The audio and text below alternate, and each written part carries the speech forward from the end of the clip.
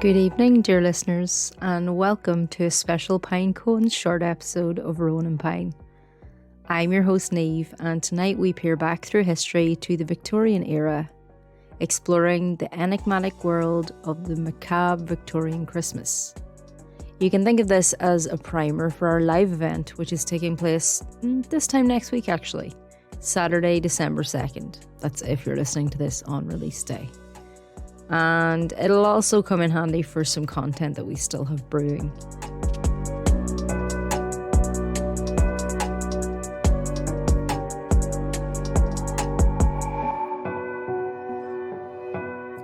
While it's a common perception that Victorian Christmas celebrations were somewhat morbid, it's important to note that this characterization is not actually universally agreed upon.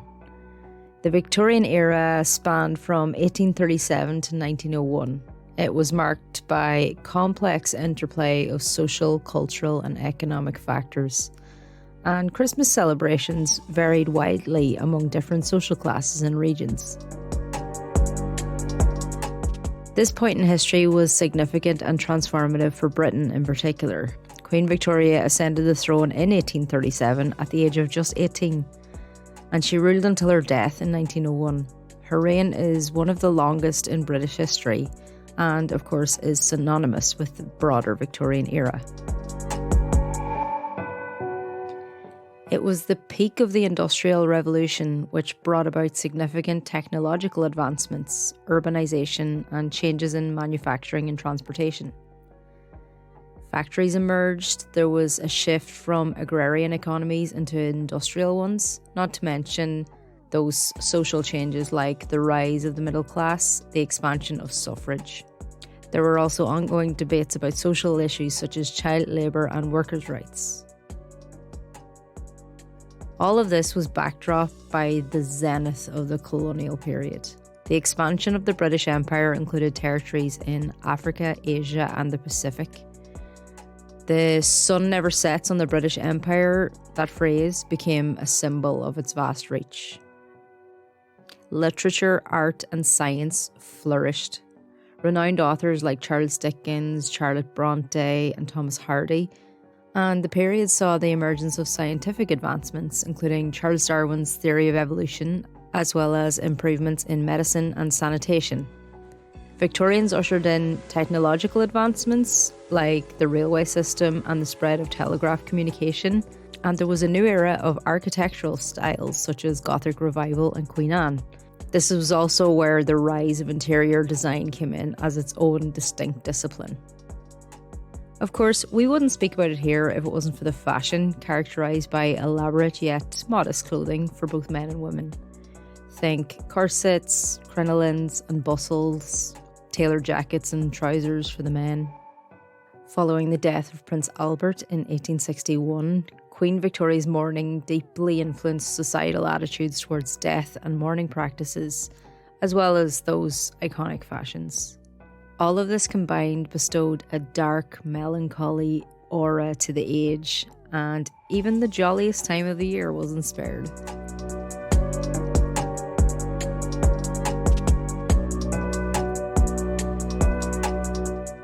Victorian Christmas celebrations were far from the glittering festivities we have today. You can picture fog-covered cities, shadows cast by lamplight, a chill in the air, and tales of the supernatural whispered in hushed tones. Gothic influences from the literature and art we talked about earlier seeped into the festive season.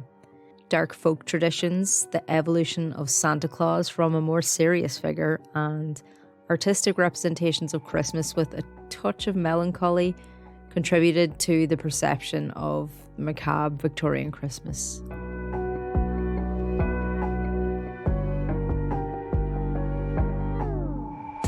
Across the Atlantic, a different tapestry of Christmas traditions was being woven. In America, the 19th century saw the emergence of a more secular celebration, with Clement Clarke Moore's A Visit from St. Nicholas contributing to the modern image of Santa Claus. In Ireland, Christmas was a time of rich tradition and also superstition. People would light candles in the window to symbolise their hospitality, and it was believed that opening the door at midnight would welcome in the Holy Family.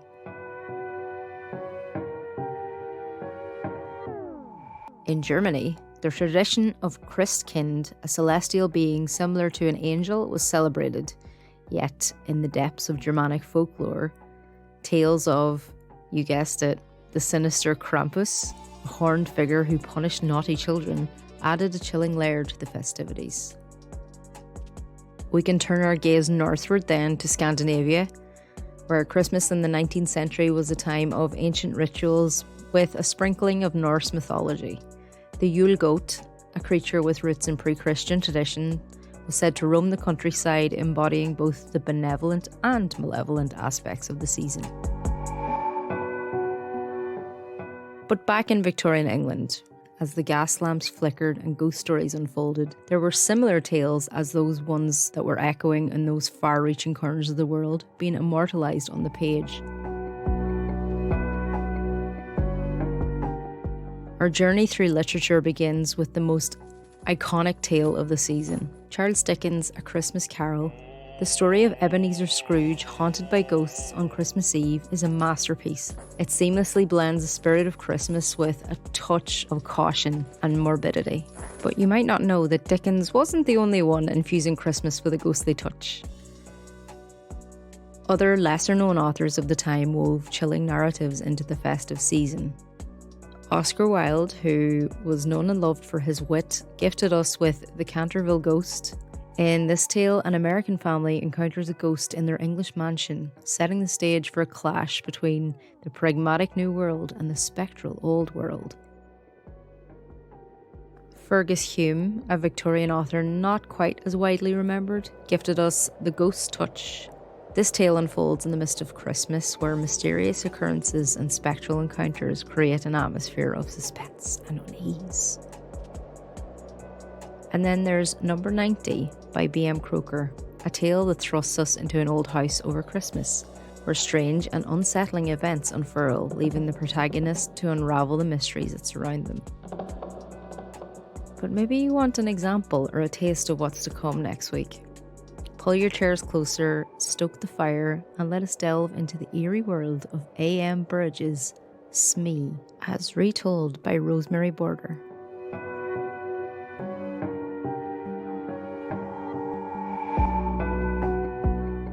No, said Jackson, with a shy little smile.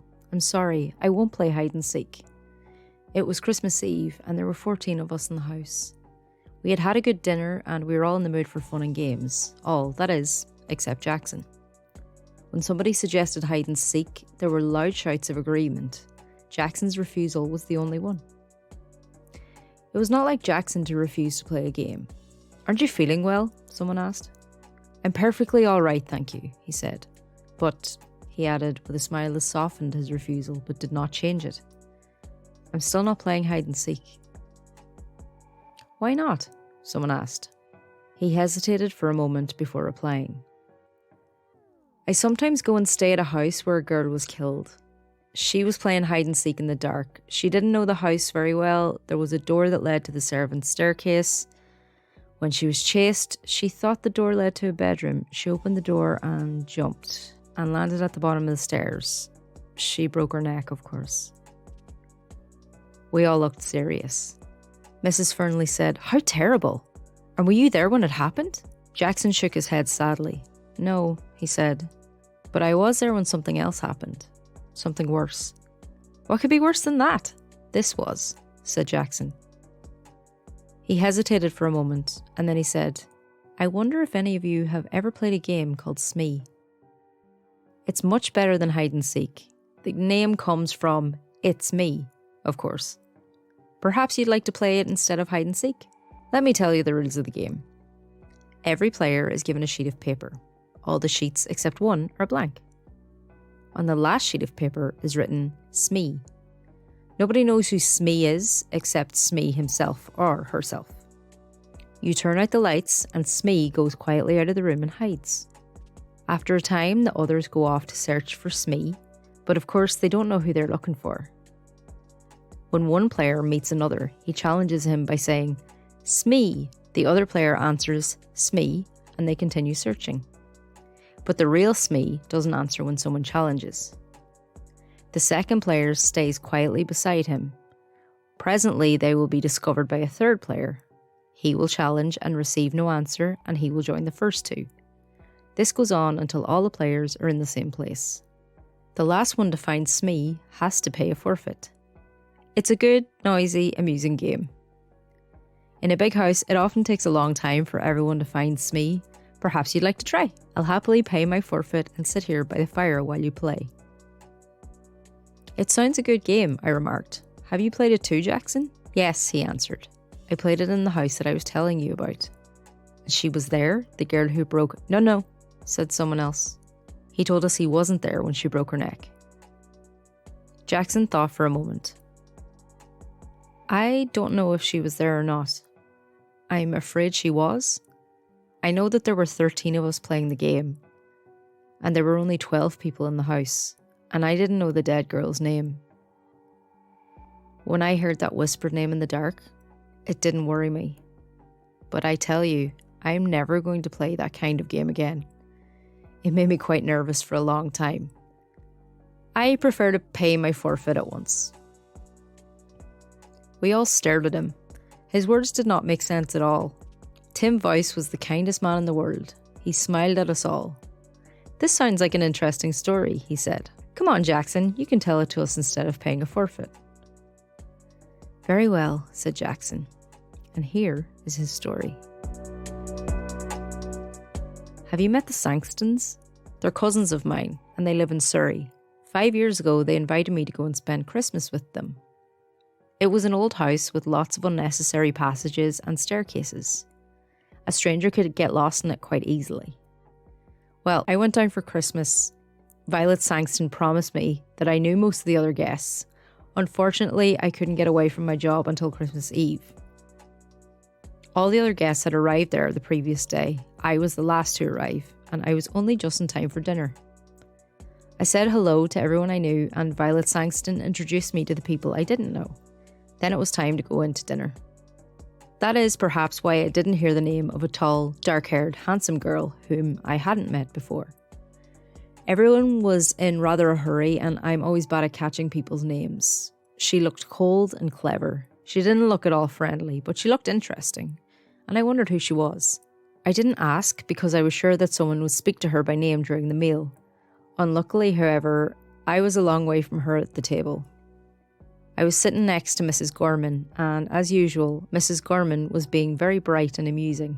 Her conversation is always worth listening to, and I completely forgot to ask the name of the dark, proud girl.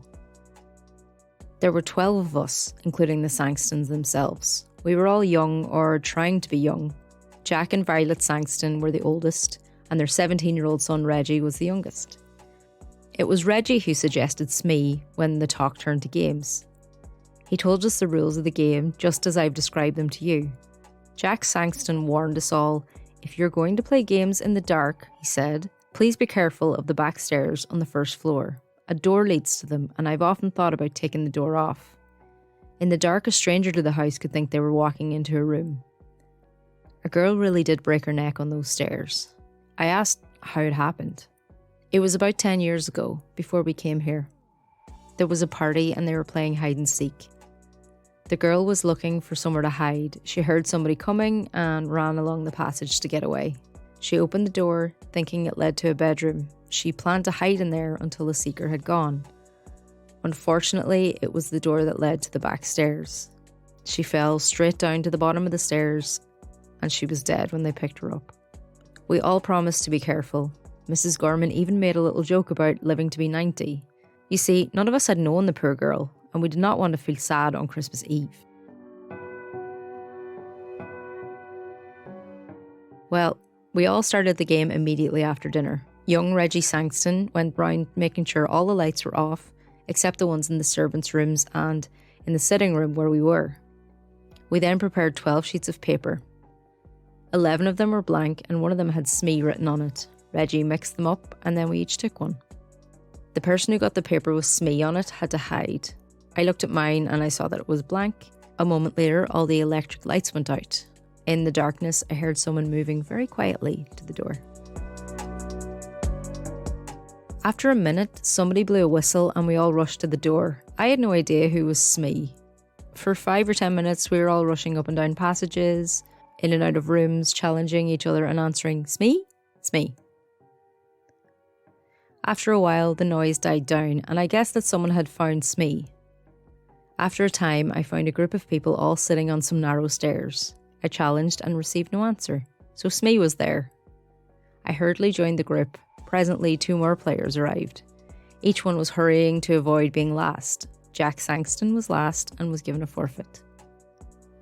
"I think we're all here now, aren't we?" he remarked. He lit a match and looked up the staircase and began to count. 9, 10, 11, 12, 13, he said, and then laughed. "That's silly, there's one too many." The match went out, and he lit another and began to count. He got as far as 12, and he looked puzzled. "There are 13 people here," he said. "I haven't counted myself yet." "Oh, nonsense," I laughed. "You probably began with yourself, and now you want to count yourself twice." His son took out his electric torch. It gave better light than the matches, and we all began to count. Of course, there were 12 of us. Jack laughed. "Well," he said, "I was sure I counted 13 twice." From halfway up the stairs, Violet Sangston spoke nervously. "I thought there was somebody sitting 2 steps above me." "Have you moved, Captain Ransom?" The captain said that he hadn't, but I thought there was somebody sitting between Mrs. Sangston and me. Just for a moment, there was an uncomfortable something in the air. A cold finger seemed to touch us all. For that moment, we all felt that something odd and unpleasant had just happened, and it was likely to happen again. Then we laughed at ourselves and at each other, and we felt normal again. There were only 12 of us, and that was that.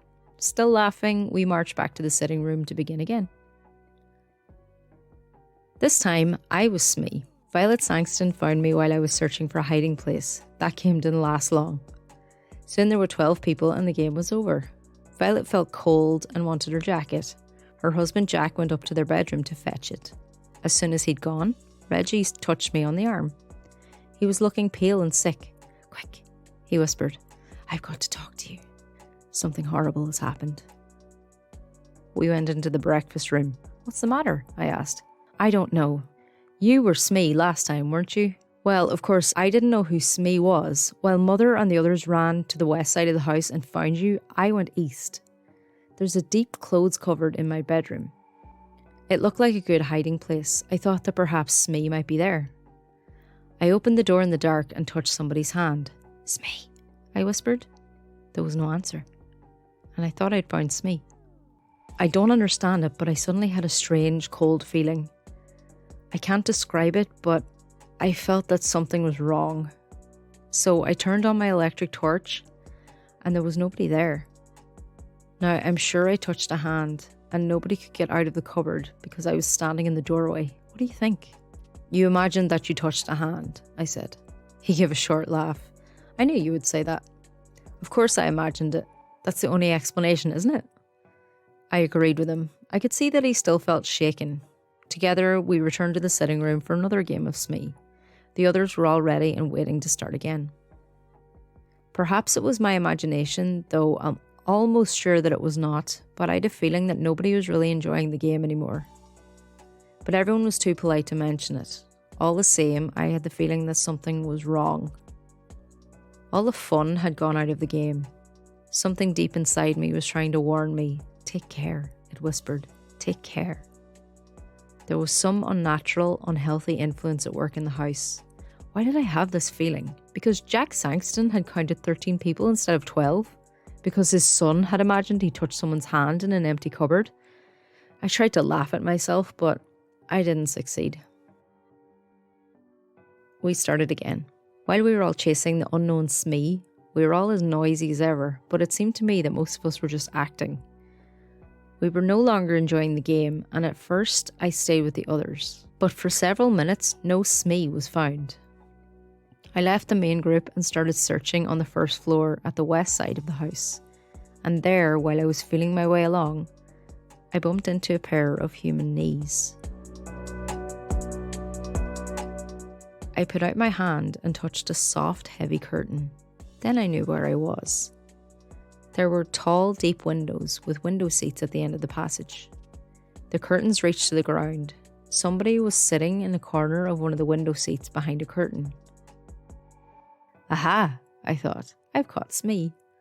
So I pulled the curtain to one side and touched a woman's arm. It was a dark, moonless night outside. I could see the woman sitting in the corner of the window seat. Smee? I whispered. There was no answer. When Smee is challenged, he or she does not answer, so I sat down beside her to wait for the others. Then I whispered, "What's your name?" And out of the darkness beside me, the whisper came, "Brenda Ford." I did not know the name, but I guessed at once who she was. I knew every girl in the house by name except one, and that was the tall, pale, dark-haired girl. So here she was sitting beside me on the window seat, shut in between a heavy curtain and a window. I was beginning to enjoy the game. I wondered if she was enjoying it too. I whispered one or two rather ordinary questions to her and received no answer. Smee is a game of silence. It's a rule of the game that Smee and the person or persons who have found Smee have to keep quiet. This, of course, makes it harder for the others to find them. But there was nobody else about.